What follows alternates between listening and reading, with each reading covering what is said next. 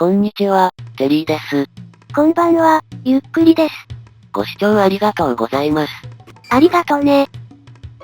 さて前回は田舎暮らしで、青と水色の羊毛を集めました。クリーパーに牧場破壊されなかったわね。十分警戒していれば起こり得ないものなんです。で、前回お話しした通りで、当分はこの企画に力を集中することに決めました。心機一転頑張っていきます。息抜き企画に足を引っ張られなくなるだろうけど、本当にサクサク進むかしらね。もちろんです。単純計算でも2倍のペースになりますし、さっくり企画完遂させて、晴れて新しいパソコンで新バージョンで新企画を、などと余裕で無双できるくらいです。まあ夢でしかないものね。さて、田舎暮らしでの入手物がじわじわ増えているので、チェストを増設して整理します。ちなみに羊毛を除くと入手物は6種類で、いずれも一気に数を揃えるのが難しいものばかり。時々進捗を確認しながらじわじわ集めています。羊毛狩りと同時に収集し終わるといい感じよね。で、現時点ではカボチャが優勢で4スタックほど。100層あたりで積み込むとなれば、必要数は8スタックほどです。まだ半分ほどね。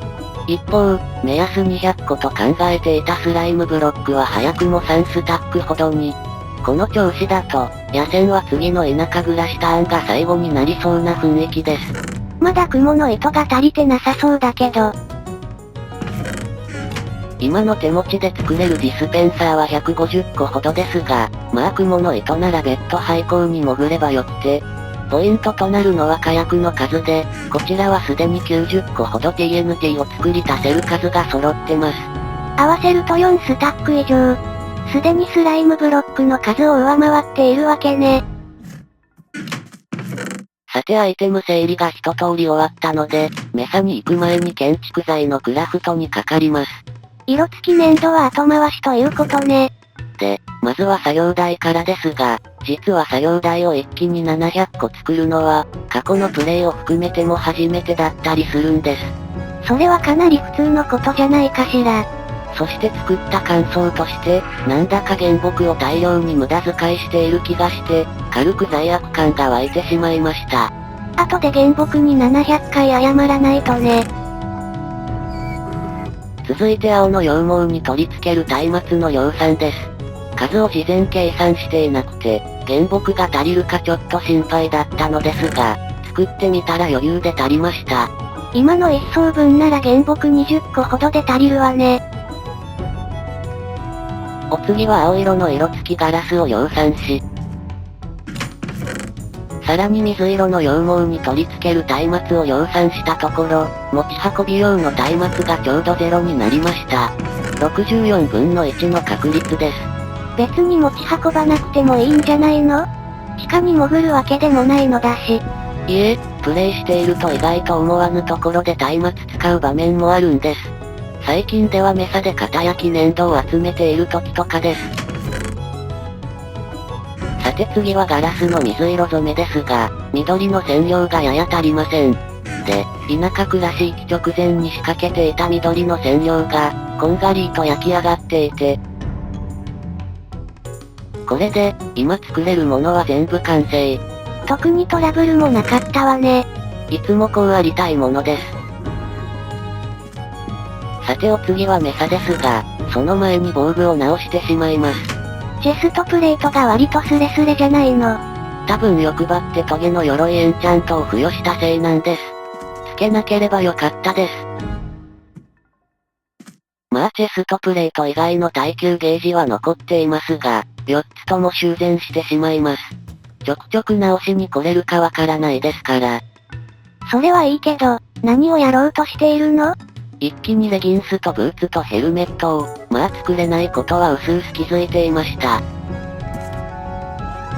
そして、4つの新品防具が揃いました。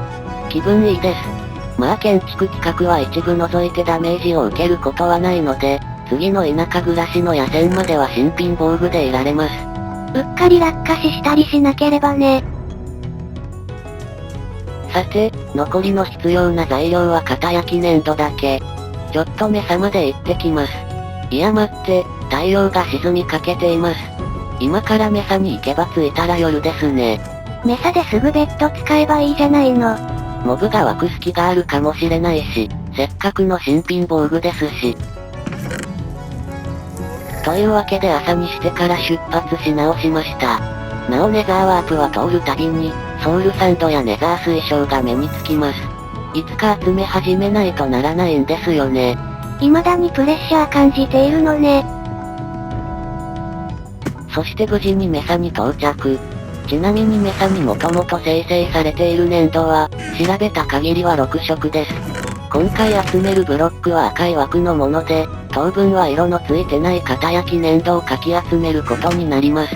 今回のを含めて桃色まで6層分ね。チェスト備蓄のものも持っていきましょうか。さて久々に来た採掘所ですが、まだビーコンはこのままの位置で良さそうです。最後までこのままでいいかもしれないわね。そして採掘開始。案外楽しいんですよね。足場がない型焼き粘土もどんどん採掘していき、15分もかからずにアイテム欄がいっぱいいっぱいとなりました。合計43スタックです。先ほどの色付き粘土表では、青と水色の上の2層分まで回収できました。次のメサターンはパスでいいわね。いえ、ぼちぼち赤砂も集めようかと思っています。さてピラミッド拠点に戻ってきました。2色染め上げたら建築ターンです。そして、誰が何と言おうと青色である色付き粘土をクラフトし、どう見ても群青だけどね。次に、ディスプレイの加減で変わった色に見える水色の色付き粘土をクラフトし、これは言い張るしかないわね。以上でようやく9段分の建築材が整いました。今回の総数は6000ブロックと少々です。で、建築ターンに入る前に、黒の染料の数が気になりました。必要な数は約3スタックで、あと少し集めるだけで収集完了するんです。コツコツ集めてきたのね。そして以下を求めている間に粘土発見。そういえば近場の粘土をまだ取っていませんでした。今、ちょうどシルクタッチのシャベルを持っているんですよね。で、取り終わったところですぐ先に粘土発見。これは皮が尽きるまで終わらないパターンね。まあ建築が待っているのでほどほどにしたいです。で、少し先でちょうどほどほどに皮が途切れました。こんなもんでしょうか。ちなみに粘土はエンダーマンに運ばれるブロックなので、100層より上に積む予定です。今の近場の回収では、1スタックを嘘。なんで溶岩に落ちないのよ。そんなことより、呆然としてると死んでしまいます。今壁を作れるブロックがせっかく入手した粘土しかありません。なら粘土で壁を作ればいいじゃない。却下します。焦って丸石がつかみづらいです。それにしても、こんな近場に落とし穴があったなんてまさかです。あ、意外と思わぬところで松明使うことがあるのね。さておかげで久々に階段掘りする羽目になりました。で、とっさに掘った方向にはちょうど川があったようです。水中歩行エンチャントがあるから息は余裕よね。さていつの間にか、ちょっと周囲が暗くなってきているようです。不法開いてる。はしゃぐとまた落ちるわよ。左に見えた穴は認識済みです。さて、周囲にモブはいないですよね。と、ちょっと待ってゾンビに何が起こっているの？答えは5秒の地ね。あ、サボテンに捕まっていたようです。さて、ベッドを回収した後に、落とし穴を埋めようと丸石を構えたのですが、ちらりと視界に入ったエンダーマンに惑わされて、結局落とし穴を埋めるのは先延ばしすることになりました。開けっぱなしだと危なくない？下手すると砂が崩れる可能性もありそうで、塞ぐときは集中力があるときにしたいんです。さて、ちょっと心臓がバクバクしたので今回はここまでとなりました。少し短かったわね。次回は建築ターンで、多分時間は余るので、メサか田舎かどちらかに行きます。では次回も頑張っていきます。それではまたね。バイバイ。